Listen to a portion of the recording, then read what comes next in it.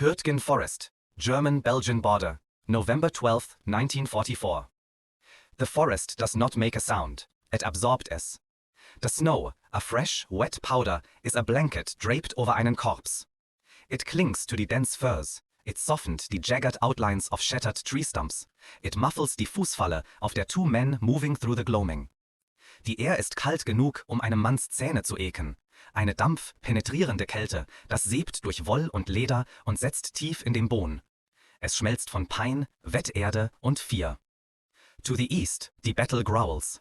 A low, persistent thunder, das ist no longer a sound, but a physical vibration, fällt in den Sohlen der Feet. It is the sound des amerikanischen First Army feeding itself, man by man, into den meat grinder der Siegfriedlein. A battle of attrition, das ist, according to the planners in ihren warmen Map-Rumen, a foregone conclusion. But here, in den Schattens bezwischen den Armies, a different war is being fought. It is a war of whispers, of static, of ghosts. The two men are not soldiers. They wear die Rufe, fieldgraue Wolle der deutschen Foresters. Their papers sind perfekt, der Akzente flawless. But the tools they carry are not for forestry. Ein Mann unschlingst ein heavy verdant pace und setzt es carefully in der Snow. Der andere reint einen dünnen Kupferweiher, eine delikate Antenne und stringt es bezwischen zwei low-hanging branches. They move mit der kleinen, praktischen Ökonomie von Männern, die knowen, dass ein single-snappter Twig kann eine Todesurteil sein. They are hunting a phantom. Vor 6 Wochen, Allied Command hat es in einem Staat von quiet, controlled panic. The war is being lost, not in the mud of the front lines, but in the ether. Ein invisibler, omniscienter enemy scheint deren every move zu watchen. Die Germans know things, die sie should not know, they cannot know. 2 Wochen genau, a flight of P-74 Thunderbolts wurde dispatched to hit a newly identified supply depot behind the lines. Es war eine time-sensitive target, known nur zu einem Handvoll von Planern. When the planes arrived, the depot was empty, the trucks were gone, but the flak batteries, moved into position just hours before, were not. They tore the flight to pieces. Last week, a resistance cell in Aachen, a group of veteran railway workers who had been disrupting German logistics for months, simply vanished. Not a firefight, not a single shot fired. One night they were there, the next, their safe house was empty, the doors left swinging in the winter wind. It was a surgical removal, an abduction so silent, it felt supernatural.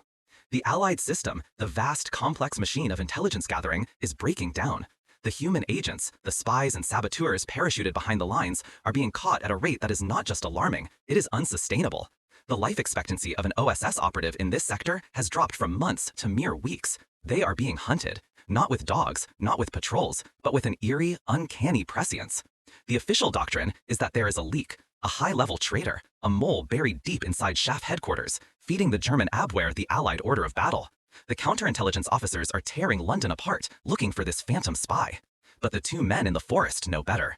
They are the listeners. They are part of a small, overlooked unit of the Royal Corps of Signals, specialists in radio direction finding.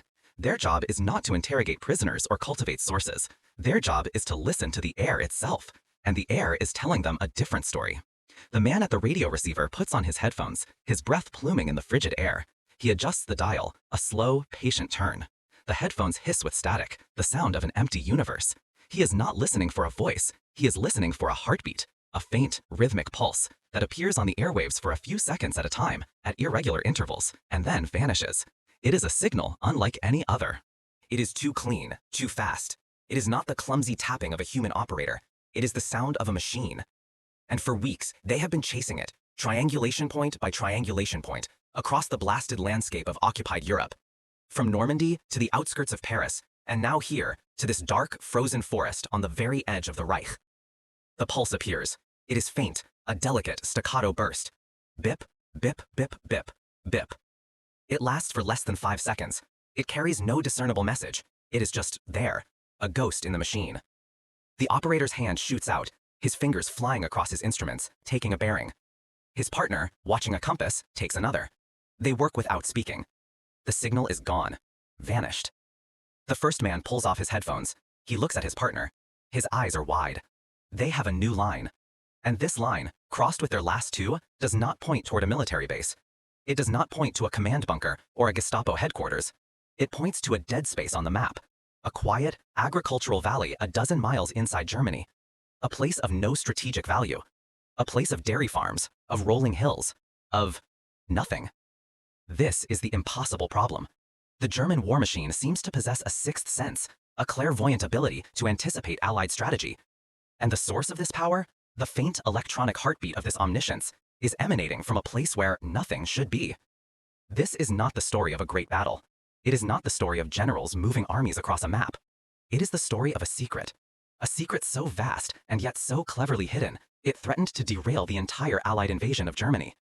This is the story of how that secret was unraveled, not by an army, but by two men in a forest, following a signal that no one else believed was real. It is the story of what they found at the end of that signal, hidden in the most mundane, most normal, most unlikely of places.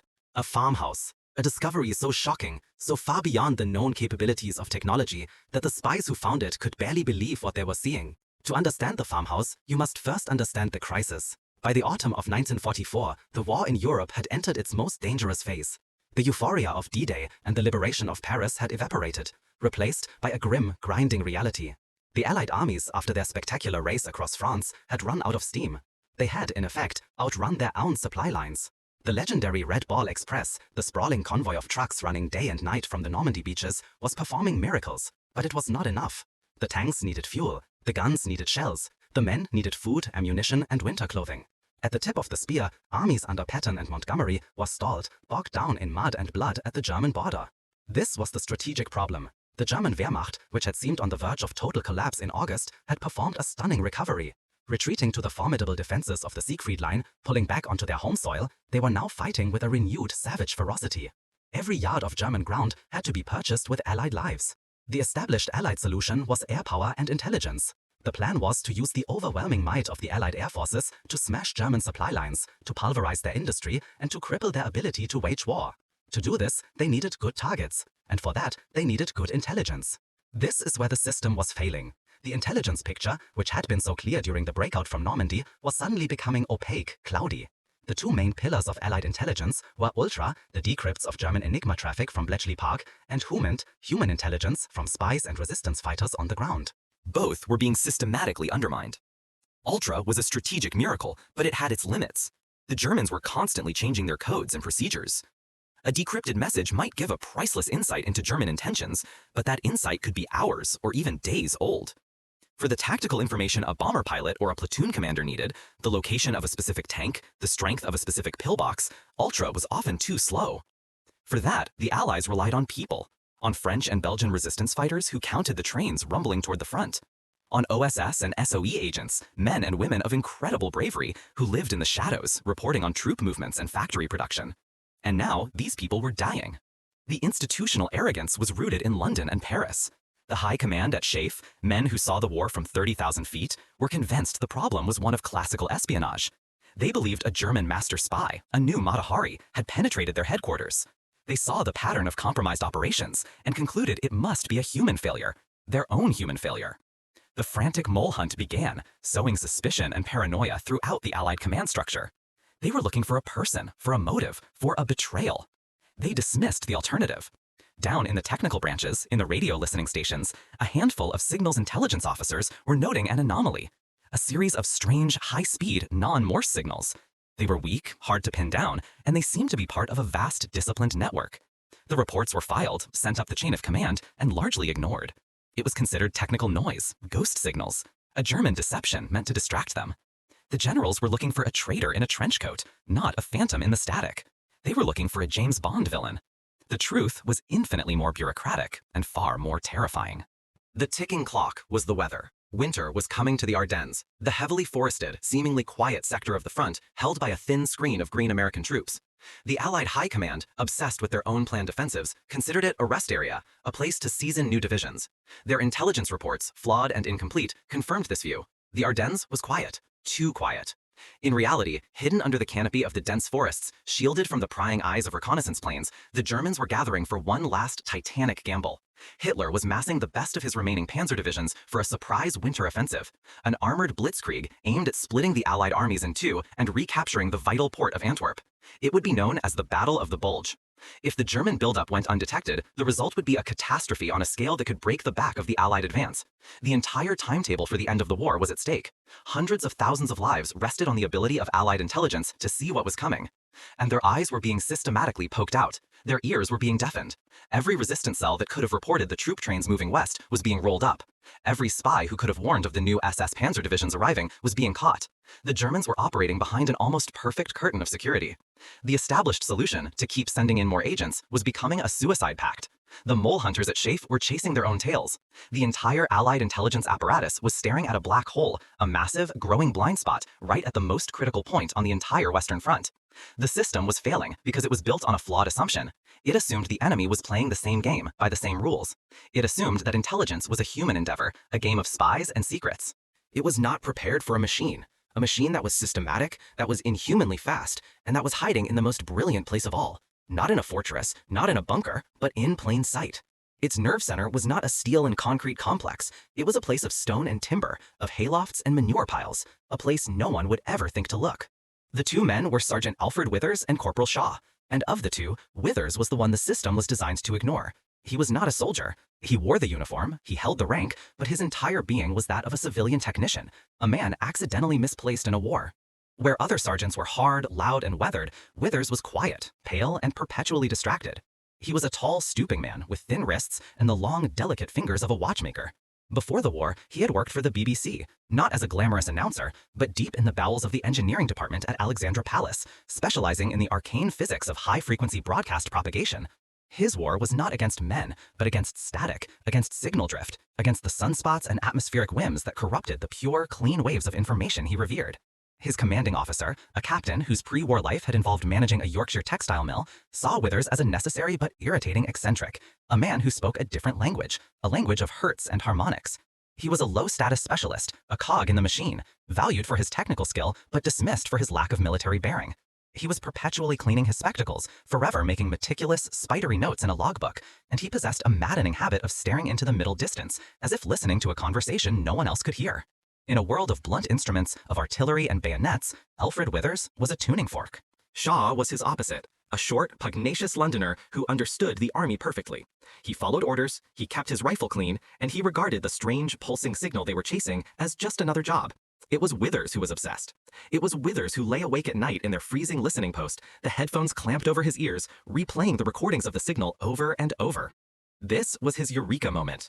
It was not a sudden flash, but a slow, dawning horror that had been building for weeks. Everyone else, from the analysts at Bletchley Park to his own captain, was trying to decipher the signal. They assumed it was a new form of enigma, a compressed code, a message hidden inside the electronic burst. They were trying to read the letter. Withers realized they were looking at the envelope. He sat in the back of their truck, the faint smell of ozone from the radio equipment mingling with the damp wool of their coats. He was looking at a photograph of the signal, a jagged peak on an oscilloscope display. Bip, bip, bip, bip, bip. It was perfect, too perfect. A human hand, no matter how skilled the operator, has a rhythm, a cadence, a signature. It has inconsistencies, tiny hesitations between the dits and daws. This signal had none. It was mathematically precise. The pulse lengths, the gaps between them, were exact to the millisecond, every single time. It was the work of a machine. And it was fast, inhumanly fast. A standard Morse transmission took time. Time to tap out, time to receive, time to write down. Time, most critically, for a direction-finding team to get multiple bearings and triangulate the source. This German signal was a phantom because it was designed to be. It existed for a handful of seconds, not long enough for the cumbersome Allied DF network, spread out over miles, to get a proper fix. It was a whisper in a hurricane. But Withers and Shaw were not a network. They were a two-man hunting party. They had been leapfrogging their listening post forward, getting closer and closer, their bearings becoming more and more acute. They were close enough now that they could get a rough fix from a single burst. The final piece of the puzzle clicked into place for Withers as he listened to the growl of the truck's engine. It was the sound of a system, a network. He looked at the map, at the single point where their lines converged, the quiet, insignificant farming valley. The signal was not a spy talking to his handler. It was a node. It was a machine reporting to another machine. The Germans had not just built a better radio. They had built an automated electronic nervous system that overlaid the entire front. The spies and agents were not being caught by a clever German detective. They were being caught by an algorithm that was fed data from 1,000 listening posts, that collated the reports, and that dispatched the Gestapo with inhuman efficiency. And the heart of it all, the central brain, was located in a farmhouse. He took his discovery to his captain. It was, as he had expected, a complete disaster. The captain's command post was in a captured German bunker, the air thick with stale cigarette smoke and the smell of damp concrete. He listened, his face a mask of polite skepticism, as Withers, voice soft and earnest, laid out his theory. He spoke of machine-generated signals, of automated collation, of a central processing station hidden in a civilian setting. He pointed to the map, to the farmhouse. He argued that the mole hunt was a waste of time. They were not looking for a traitor. They were looking for a piece of technology no one believed the Germans possessed. The captain leaned back in his chair and laughed. It was not a cruel laugh. It was the weary, patronizing laugh of a practical man confronted with what he believed was sheer fantasy. Withers, he said, you have been out in the cold too long. A thinking machine? In a barn? He gestured to the wall, to the charts showing Allied troop dispositions. This is the war, Sergeant. It is about men and mud and steel, not electric brains. Withers tried to argue. He showed the captain his logbook, the precise timings of the signal, the clean, mechanical nature of the transmission. Sir, the evidence is undeniable. It is not human. The captain's patience snapped. He told Withers his job was to find illegal transmitters, not to invent science fiction. The official word from headquarters was that they were dealing with a leak, and his unit was to continue monitoring for clandestine human operators. He dismissed the farmhouse as a fluke, a radio reflection from the nearby hills. He ordered Withers to drop his obsession with the ghost signal and get back to real work. The established leadership did not just dismiss the idea, they found it ridiculous. Withers was a technician, imagining a war of the future in the middle of a war of the present. He was told to stay in his lane. Withers walked out of the bunker into the gray, freezing afternoon, his face burning with a quiet, impotent rage. The system had looked at his discovery and had declared it noise. It was easier to believe in a single brilliant traitor than in a brilliant, anonymous machine. It was easier to accept a human failure than to confront the terrifying reality of a technological leap they couldn't comprehend. This was the catalyst. 2 days later, news filtered down the line. A network of Belgian railway workers, a vital source of intelligence on German troop movements toward the Ardennes, had gone silent. They had been using a low-powered transmitter, one Withers' unit was tasked to listen for.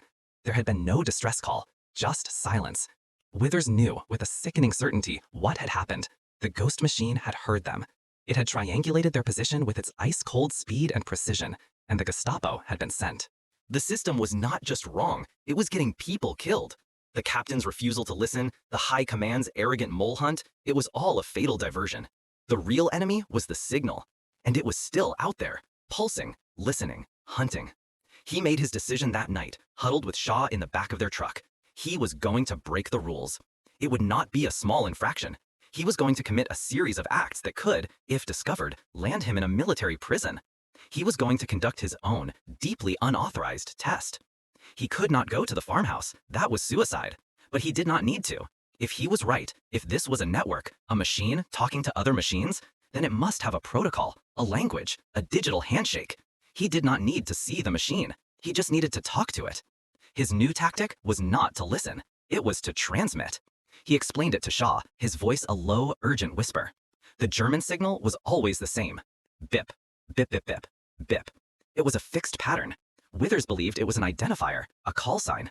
He believed the central machine, the one in the farmhouse, periodically sent out a query, and that the listening posts, the remote nodes of the network, would respond with their own data bursts. What if, he asked, we could pretend to be the central machine? What if we could send out that exact same call sign?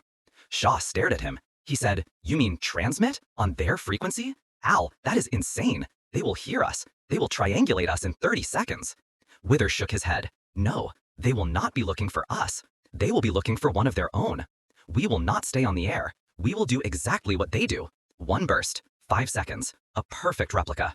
We will build a device, a keyer, that can replicate the signal's timing exactly. We will not be a clumsy human operator. We will be a ghost. This was the unauthorized test. For the next 24 hours, the two men became criminals. They cannibalized their own equipment. Withers, his watchmaker's fingers flying, modified a standard army transmitter. He bypassed the Morse key, building a complex, jury-rigged timing circuit, using salvaged capacitors and resistors. It was a crude, ugly device, a tangle of wires and solder, but he claimed it would work. It would create a single 5-second electronic pulse that was an exact forged copy of the German ghost signal. The night of the test was clear and brutally cold. They drove their truck to a high ridge, a place that had a clear line of sight into the valley where the farmhouse lay hidden. The forest around them was silent, the sky a canopy of hard, glittering stars. The risk was immense. If they were wrong, if there was a human operator at the other end, he would hear the clumsiness of their fake signal immediately. An alert would go out. At best, the Germans would change their entire system. At worst, a German artillery spotter would already be calculating the coordinates of their ridge. Withers attached his keyer to the transmitter. Shaw aimed their directional antenna toward the quiet valley. They were broadcasting directly at the presumed location of the enemy's central command. It felt like shouting into a sleeping giant's ear. Withers took a deep breath. His hand hovered over the switch. This was it, the culmination of weeks of obsessive listening, of being ignored, of being called a fool. He flicked the switch. There was no sound, just a faint hum from the transmitter and the flicker of a needle on a dial. For 5 seconds, they poured their counterfeit identity into the ether. A lie made of electrons traveling at the speed of light toward the enemy. Then, silence. Withers switched off the transmitter. He scrambled over to the listening station, clamping the headphones over his ears. Nothing, just the gentle, empty hiss of the airwaves. 1 minute passed. Shaw chewed his lip, his eyes darting around the dark forest, as if expecting the trees to erupt in muzzle flashes. 2 minutes. The silence in the headphones was deafening. Withers felt a cold knot of failure tightening in his stomach. The captain had been right. It was a reflection, a ghost, a wild goose chase. He had risked everything for nothing. And then it happened. The hiss in his ears did not change. It was shattered. It was not one signal. It was a chorus. Bip, bip, bip, bip, bip, from the north. Bip, bip, bip, bip, bip, from the east. Another, fainter, from the south. Another, and another, and another. On his panoramic receiver, a dozen sharp peaks bloomed at once, all on the same frequency, all with the same perfect mechanical signature. Shaw saw the look on Withers' face and scrambled for the other set of headphones. His jaw dropped.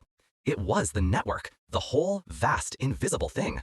Their fake signal, their single, desperate query, had been received by the master machine in the farmhouse, and that machine, following its protocol, had automatically pulled its entire network for status reports. The ghost machine had been tricked, and in its response, it had given them everything. Every listening post, every sensor, every secret electronic eye the Germans had on the Western Front had just turned around and stared right back at them. The test was a success. The "it works" moment was not a small victory, it was a revelation. Withers, the quiet technician, had not just found a radio station, he had reached into the enemy's brain and made its nerves twitch. He now had proof that was undeniable, terrifying, and screaming at him through his headphones from a dozen different directions at once. Withers did not get a medal, he got a formal reprimand. He and Shaw brought the recording back to their captain, a wax disc that held the impossible chorus of the German network. They played it for him in the damp concrete bunker. The sound that filled the small room was thin, scratchy, and utterly damning. A dozen identical machines, all speaking at once, from all across the front. It was the sound of a nervous system spasming. The captain listened, his face pale in the lamplight. He was not a technical man. He did not understand the physics, but he understood the implications. He understood the sound of a coordinated, disciplined network. And he understood that Withers, the quiet, eccentric sergeant he had dismissed as a fantasist, had found it. He also understood that his 2 men had flagrantly disobeyed a direct order. They had operated a transmitter without authorization, a cardinal sin in the world of signals intelligence, a move that could have compromised their entire unit. He was a man caught between the rulebook and a miracle. He looked at Withers, not with contempt, but with a new, unsettling kind of awe. He told him he was a fool, that he should be court-martialed. He said he had risked everything on a hunch. Then he picked up the telephone and made a call to Corps headquarters. He did not describe Withers' theory. He simply stated, in the flat, unemotional language of a military report, that his unit had recorded an unprecedented level of enemy signals traffic of an unknown type, and that he was bringing the recording and his specialist to the G2 intelligence section immediately. The boardroom was not a boardroom. It was the library of a requisitioned Belgian chateau, a room of dark wood paneling, faded tapestries, and the faint, sweet smell of old paper and stale cigar smoke. Maps covered the long oak table, a constellation of pins and grease pencil arrows. This was the brain of the Allied push into Germany, and it was a brain consumed by a single, agonizing problem: the mole. The men in the room were a mix of British and American officers, their uniforms a study in contrasting shades of khaki and olive drab. They were the architects of the intelligence war. At the head of the table sat a British colonel, a man named Bryce, the head of counterintelligence for this sector. He was a man carved from granite, with a clipped mustache and eyes that seemed to hold a permanent, wintry disapproval. He was the chief mole hunter, a man steeped in the classical, human traditions of espionage, of deception and betrayal. For weeks, his entire world had been a search for a single, treacherous man. Beside him sat an American major from the OSS, the Office of Strategic Services. His name was Jensen. He was younger than the others, his uniform looked newer, and he had the restless, impatient energy of the New World. Where Bryce's world was one of established procedure and institutional memory, Jensen's was one of improvisation and asymmetric warfare. His agents were the ones dying. He was the one feeling the direct, lethal consequences of the intelligence blackout. Into this room of cold certainty and desperate urgency, Sergeant Alfred Withers was ushered, carrying his logbook and the wax disc like a holy relic. The captain made his report, carefully omitting the part about the illegal transmission. He simply said that Sergeant Withers had developed a novel technique for isolating the enemy signal. Then he stepped back, leaving Withers alone in the center of the room, a pale, stooping technician in a room of warriors. Withers began to speak, his voice soft, almost academic.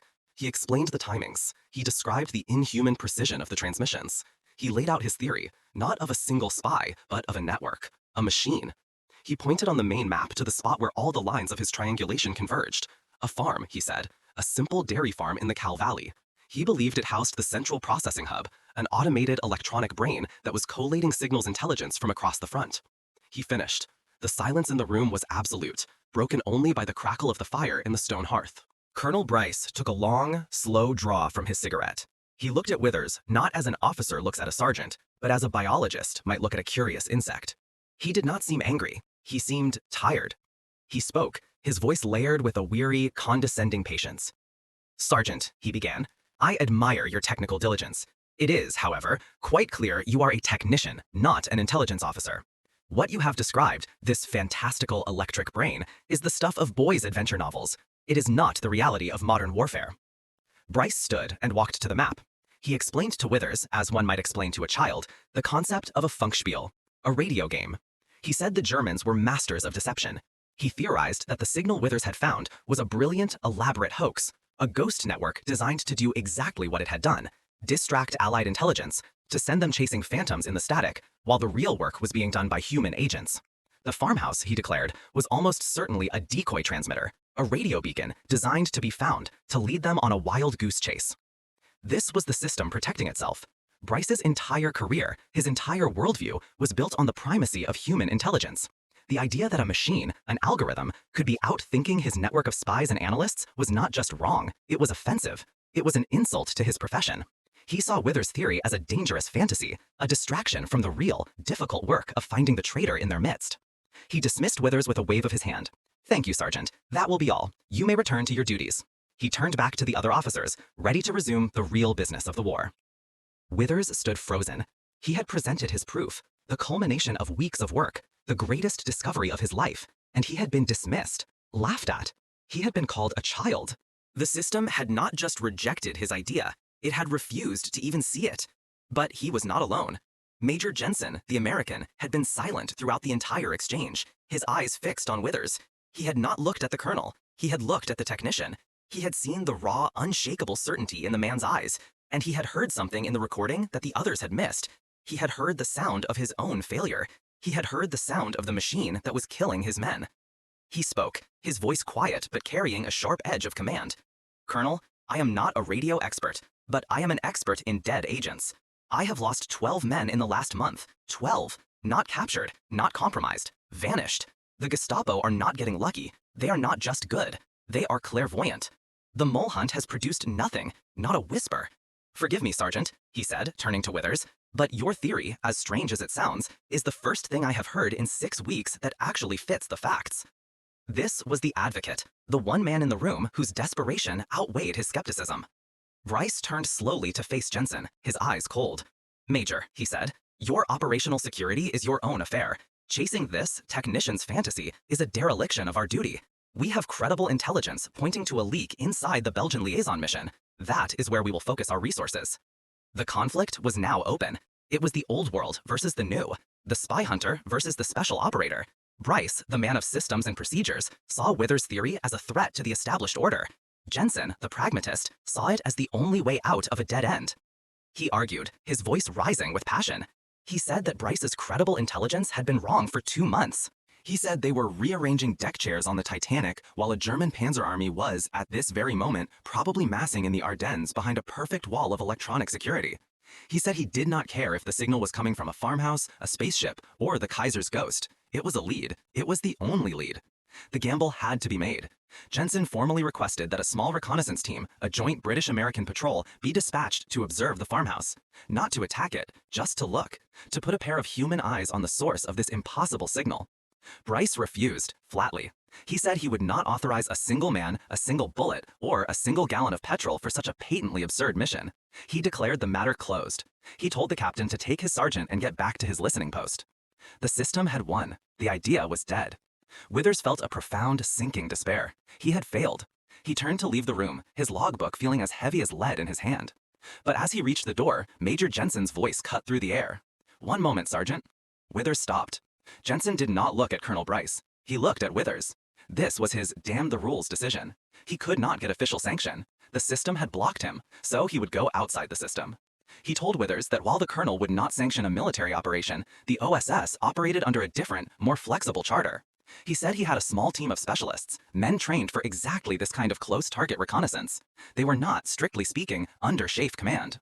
Colonel Bryce's face darkened. He warned Jensen that any such freelance operation would be a violation of their joint command agreement. He said that if it went wrong, Jensen would be on his own. There would be no support, no rescue. It would be a deniable operation in the truest sense of the word. Jensen nodded. He accepted the terms. He was making the gamble, not with the Army's resources, but with his own, with the lives of his own men. Then he looked directly at Withers, his quiet, awkward, brilliant sergeant. He said his team were good soldiers, but they were not radio men. They would not know what to look for. They would see a farmhouse and dismiss it. He needed someone who could see the invisible, someone who could look at a simple wire, a strange antenna, a diesel generator where none should be, and understand what it meant. He was not asking. He was telling. "Sergeant," he said, "pack your gear. You are coming with us." Alfred Withers, the man who had never fired a rifle in anger, the man whose entire war had been fought against static, had just been drafted into the most dangerous mission of his life. He was no longer a listener. He was now the scout, the guide, the one man who could lead a team of spies into the heart of the enemy's ghost machine. The gamble was on. He was going to the farmhouse.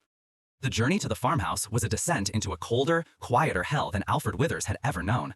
They moved at night, a small, dark procession of ghosts against the snow. There were 4 of them, the OSS men, led by a quiet, lethal captain named Keen, a man who seemed to be made of the same hard, frozen earth as the forest itself. And then there was Withers. He was a piece of baggage, a fragile instrument wrapped in wool, struggling to keep up. His rifle, an American M1 carbine that Keen had pressed into his hands, felt alien and heavy, a clumsy tool for a man whose life was spent with calipers and soldering irons. The soldiers moved with a liquid grace, their bodies low, their senses tuned to the brittle language of the winter woods. Withers stumbled. He was a creature of the city, of warm, humming rooms filled with the scent of ozone. Here, the air was a blade. The silence was an entity, a predator, and his own labored breathing felt like a series of unforgivable explosions. Keen would periodically glide back to him, a shadow detaching from other shadows, and place a firm hand on his shoulder, not in comfort, but as a physical command to be quieter, to control the rattling of his teeth. They stopped before dawn, taking up a position on a wooded ridge that overlooked the Cal Valley. Below them, the world was a soft monochrome painting. A blanket of untouched snow covered rolling fields, traced with the dark lines of fences and the skeletal shapes of dormant trees. And there, in the center of it all, was the farmhouse. It was perfect. It was aggressively, maddeningly normal. It was a 2-story stone building with a steeply pitched slate roof, a large timber and stone barn attached to one side, and a collection of smaller outbuildings. A thin gray curl of wood smoke rose from its single chimney, a comforting, domestic plume that spoke of breakfast and warmth. As the light grew, they saw a figure emerge from the house, a man in a thick coat and boots. He was carrying 2 buckets. He walked to the well, worked the hand pump, and carried the sloshing buckets back inside. Later, he came out again and scattered feed for a handful of chickens pecking in the snow near the barn. This was the arrogant advance. The enemy's perfect weapon was not a fortress. It was a caricature of peace. It was a stage play of rural German life, performed with meticulous care, designed to be so utterly mundane that no military eye would ever give it a second glance. Keen lay beside Withers in the snow, the powerful lenses of his binoculars trained on the farm. He was silent for a long time. Then he lowered the glasses and turned to Withers, his breath frosting in the air. He said, "Sergeant, my boys are freezing their asses off on this hill. I see a farmer, a few chickens, and a chimney." He told Withers he hoped to God he was right about this, because if he was not, the post-mission report to Major Jensen was going to be extremely unpleasant. It was Colonel Bryce's skepticism, reborn on a frozen ridge, a soldier's simple, pragmatic doubt. This was the moment. The new, unlikely tactic. The weapon was not the rifle in Withers' hands. It was the mind behind his spectacles. He raised his own binoculars, his fingers numb, And he did not look at the farmer. He looked at the details. He looked past the performance to the stage itself. He started to speak, his voice a low, trembling whisper, a litany of anomalies. The chimney, he said, look at the smoke. It is too consistent, too clean. A wood fire breathes, it gusts. That is a coal fire. A furnace, perhaps. Why would a farmer need a furnace that runs this steadily? He directed Keen's gaze to the barn. He pointed to a small louvered vent near the foundation, almost completely hidden by a snow-covered woodpile. From it, a faint, almost invisible heat haze shimmered in the frigid air. Withers said it was the exhaust for a generator, a big one, a diesel. You can almost smell it, he whispered, the faint tang of unburnt fuel. It was a smell he knew intimately, the smell of the BBC's backup power units. Then he saw it, the thing that made the hairs on his neck stand on end. Strung between the corner of the house and a tall pole near the barn was a laundry line. It was dusted with snow, a perfect detail of domestic life. But it was wrong. The line did not sag. It was pulled taut, with the tension of a piano wire. The insulators, the small ceramic knobs where it attached to the house and the pole, were not the simple porcelain spools of a farmer's line. They were heavy, ribbed and brown, the kind used for high-power radio transmissions. And the line itself, Withers could see it now, was not rope. It was a thick, multi-strand copper aerial. It was a T-antenna, cleverly disguised as a place to hang washing. He pointed out another, a long wire antenna hidden along the peak of the barn's roof. He saw the thick, black, insulated cable, far heavier than any civilian electrical feed, that snaked down from the pole and disappeared into the ground, running toward the house. Keen stared through his binoculars, his focus shifting, his mind remapping the scene. He was no longer looking at a farm, he was looking at a machine. Withers had given him the key, the legend, and now he could see it. The whole placid valley was a lie. The farmhouse was a skull, and Withers had just shown him the faint, hairline cracks that betrayed its true nature. The tactic was proven, the gamble was real. Keen lowered his glasses, he looked at his men, and he gave a single, sharp nod. They went in at dusk. The world was draining of color, the snow turning a deep, bruised purple. The farmer had finished his chores. The lights in the farmhouse windows were a warm, inviting yellow. The assault was an act of silent, brutal poetry. Two of Keen's men detached, melting into the shadows around the barn to cover the rear. Keen and the fourth man, a giant corporal named Harris, moved toward the house itself. Withers was ordered to stay with them, to stay low, to touch nothing. His job was done. Now the soldiers would do theirs. The approach was a crawl, a painful, freezing journey across the open ground of the farmyard. The smell of manure and hay was thick in the air. The only sound was the faint, rhythmic chugging of the generator Withers had predicted, a low, mechanical heartbeat coming from within the barn. They reached the main door of the house. Keen did not try the handle. He simply gestured to Harris. The big corporal took a step back and drove his boot into the wood just beside the lock. The sound of splintering timber was a gunshot in the silent evening. Keen was through the door before the pieces had finished falling. The bafflement was instantaneous. The confusion was total. The first room was not a kitchen. It was not a cozy farmhouse parlor. It was an airlock. A small, sterile antechamber, its walls bare plaster, its floor clean concrete.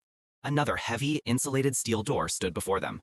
There was a strange smell in the air. It was not the smell of cooking, but the dry, electric smell of hot machinery. They breached the second door, and the world turned inside out. They had stepped from a 19th century German farm into the 21st. The room was vast, occupying the entire ground floor of the farmhouse. The interior walls had been removed. It was a space of profound, organized chaos, a temple dedicated to the invisible, and it was alive. Banks of machinery stood in long, neat rows, their metal cases painted a sterile gray. Hundreds of vacuum tubes glowed with a soft orange light, like rows of votive candles. On one wall, a vast map of the Western Front was covered in a sheet of clear perspex, and behind it, a complex web of wires and small bulbs blinked in hypnotic, cascading patterns. Reels of magnetic tape spun on large, open-faced machines, their movements silent and precise. Nothing was loud, but the entire room hummed. It was the sound of a million calculations, of a vast electronic intelligence deep in thought. And in the middle of it all were the priests, 3 men. They were not soldiers. They were dressed in gray sweaters and trousers. One wore spectacles, just like Withers. They had been sitting at a console, and now they were on their feet, their faces masks of pure, bloodless shock. Their perfect, secret world, their clean, quiet laboratory of war, had just been breached by brutes carrying guns. One of them, a thin man with receding hair, made a lurching move toward a large red button on the main console, a thermite charge designed to incinerate the entire system. He never made it. Keen's carbine coughed once, a dry, flat sound that was shockingly loud in the humming room. The man collapsed in a heap, a small, dark stain spreading across his gray sweater. The other 2 froze, their hands shooting into the air, their eyes wide with the terror of academics confronted with a violence they had only ever processed as data points on a map. The panic was over as quickly as it had begun. The enemy, the men who ran the ghost machine, were not warriors, they were clerks. This was the climax. The title validation. This was what they could not believe. Keene and Harris secured the 2 remaining technicians, their movements swift and professional. They saw a room full of enemy radio equipment, a prize beyond imagining. But it was Withers who understood. He stepped into the room, his carbine held forgotten at his side. He was trembling, not with fear, but with a kind of ecstatic, horrified reverence. He walked past the OSS men, his eyes scanning the racks of equipment. He was home. This was his language. He put his hand on the warm metal casing of one of the receiver banks. He explained, his voice hushed, almost breathless, what they were looking at. These were not just radios. These were panoramic intercept receivers, dozens of them, all linked together. They were not listening to one frequency at a time. They were listening to all of them, every Allied frequency, from the platoon commander's walkie-talkies to the air command channels, all at once. He pointed to the spinning tape reels. He said they were recording everything, every transmission. But the real brain, he said, the miracle, the thing he had only half believed was possible, was over there. He led them to a towering rack of machinery at the far end of the room. It clicked and whirred, and a steady stream of rectangular cards, perforated with thousands of tiny holes, dropped from a hopper into a sorting tray. It was a Hollerith machine, a punch card computer. Withers stared at it, his mouth agape. He explained that the machine was not just listening, it was thinking. It was cross-referencing every transmission with a library of known data. It was analyzing call signs, transmission lengths, operator fists, and triangulated positions from its remote listening posts. It was an automated traffic analysis system on a scale that Allied intelligence did not believe existed. It was the machine that had caught the Belgian railway workers. It had heard their faint signal, compared it to its library of known resistance transmissions, and in a matter of seconds had placed them on the big map on the wall. A light would have blinked, and the Gestapo would have been dispatched. It was the mole. The mole was a machine, a brilliant, inhuman, and terrifyingly efficient machine. Alfred Withers, the quiet radio sergeant from the BBC, stood in the heart of the enemy's brain. He had been right. His stupid idea, his obsession with a ghost in the static, had led them here. He had followed the signal, and at the end of it, he had found the secret to the entire war on the Western Front, humming quietly to itself in the warm electric air of a German farmhouse.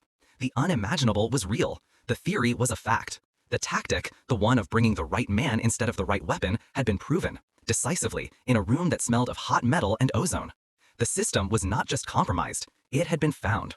The first reaction was silence. Not the silence of a forest at dusk, but a dead, artificial silence that screamed its wrongness across 100 different channels. In a concrete bunker 50 miles behind the lines, a German Oberst of the Nachrichtenaufklärung, the signals intelligence branch, took off his headphones and stared at the banks of receivers. His entire world, the vast, invisible web he had spent 2 years building, had just gone dark. The heartbeats were gone.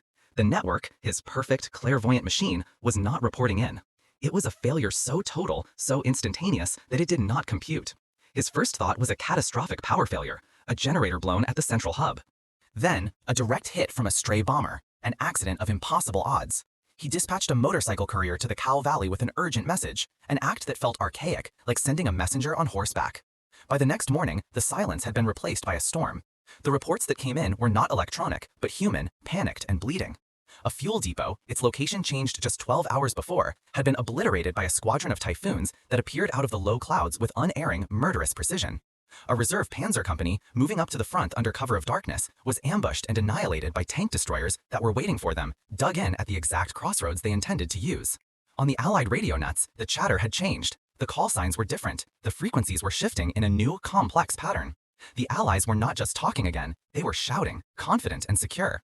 The curtain of German omniscience had not just been parted, it had been torn down and set on fire. The courier did not return. A patrol sent to the farmhouse found it cold and empty. They found the splintered door, the spent cartridge case on the floor of the humming, silent room. They found the body of the technician, and the wires that led to the thermite charges, neatly, expertly cut.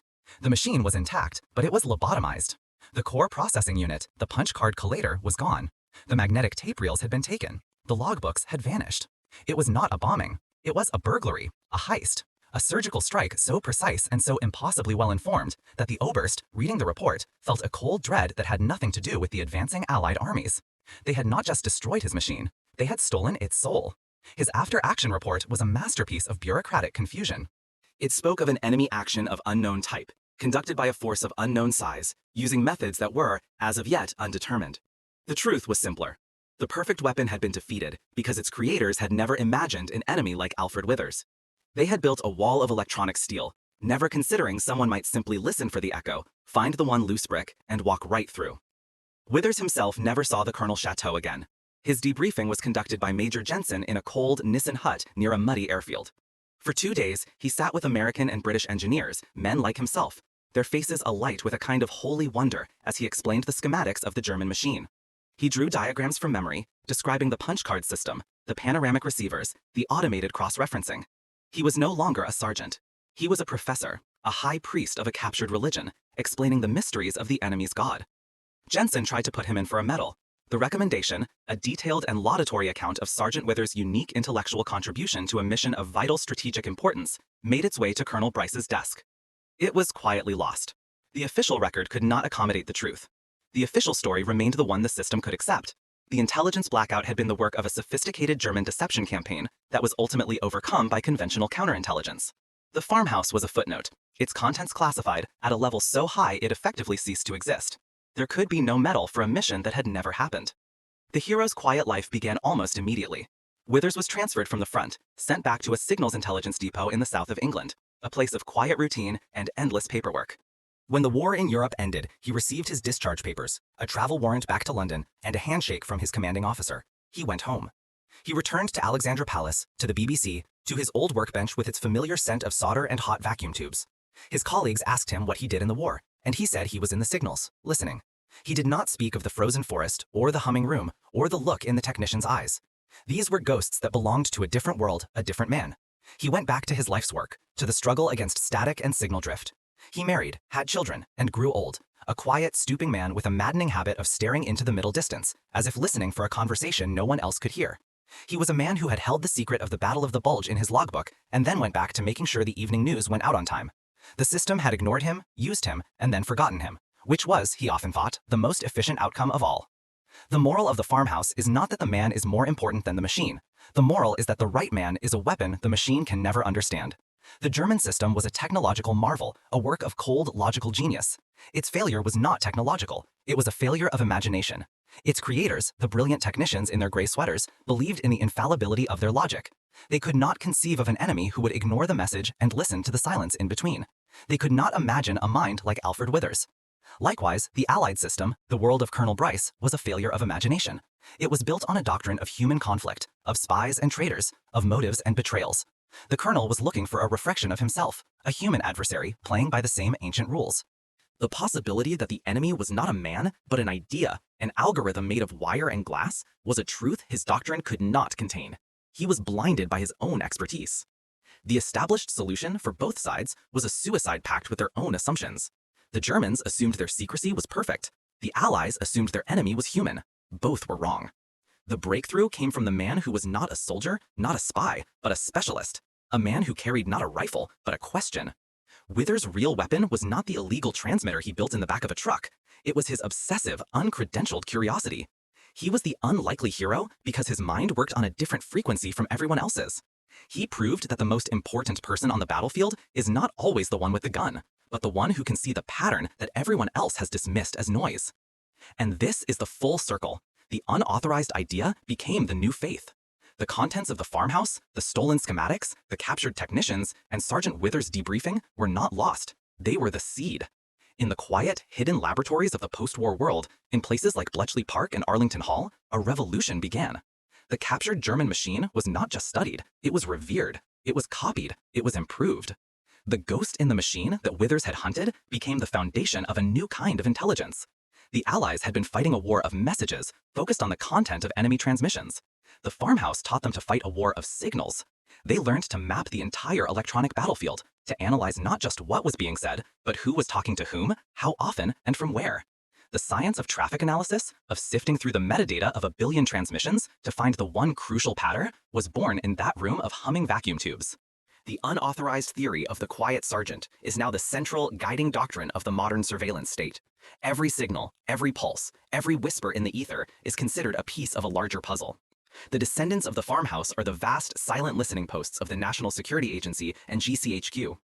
They are the server farms that inhale the world's data, the algorithms that hunt for anomalies, the analysts who stare at screens looking for the faint electronic signature of a threat. Alfred Withers' jury-rigged test, his forged call sign sent out into the darkness to provoke a response, is now a standard technique, a fundamental tool of electronic warfare.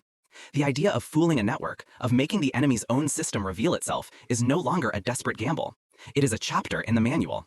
The technician's fantasy is now a multi-billion-dollar industry. The ultimate legacy of the Farmhouse is this. The war of whispers that Alfred Withers and Corporal Shaw fought in the Hürtgen Forest never ended. It just went silent. It became a permanent, invisible, and humming feature of the modern world. The battle between the signal and the listener, between the code and the key, between the ghost and the machine designed to see it, is fought every day, in rooms that look remarkably like the one they found at the end of their hunt. The quiet technician, the man the system ignored, did not just find the enemy's brain. He drew the blueprint for the future.